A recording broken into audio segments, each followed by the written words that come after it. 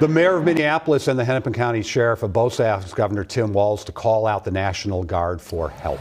This is some footage earlier showing military vehicles rolling into the Whipple Federal Building to relieve the deputies there. That's where our Connor White is live right now. Connor, what else has changed about that scene over the last few hours? The scene itself has remained calm. We've actually gone into one of the public parking lots a little bit further away from the building to show you some of those military vehicles. These are National Guard based on the people that we can see in the front cabins of these trucks.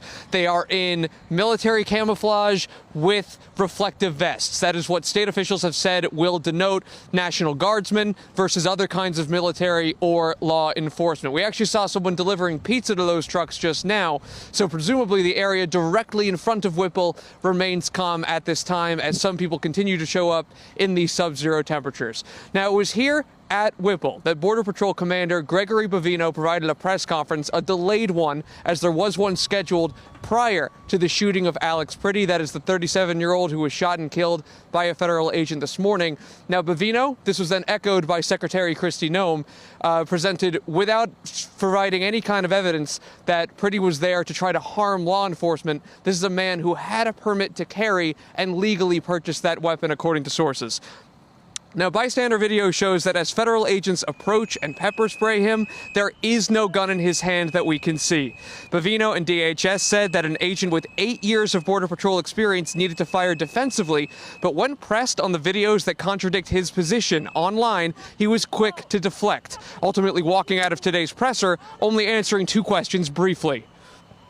Commander, the videos that are publicly available directly contradict the speculation that you are putting out there at the moment. What comment do you have? Commander, there is no video supporting the way that you are addressing this issue.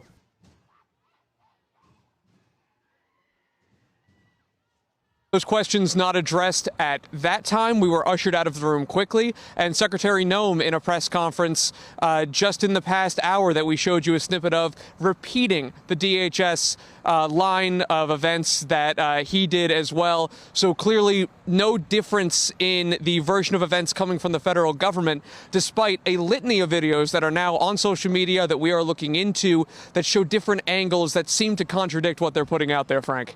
All right, Connor, thank you. Speaking of, the Secretary of Homeland Security Kristi Noem did just speak within the course of the last hour, and she addressed the shooting as well. Here's some of what she had to say a short time ago.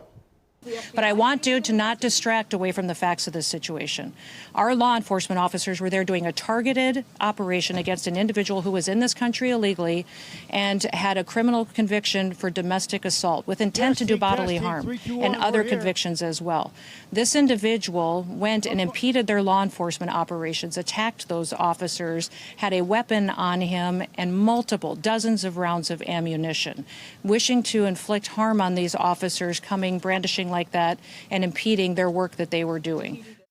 We have not been able to independently confirm Noem's claims about the weapon or ammunition.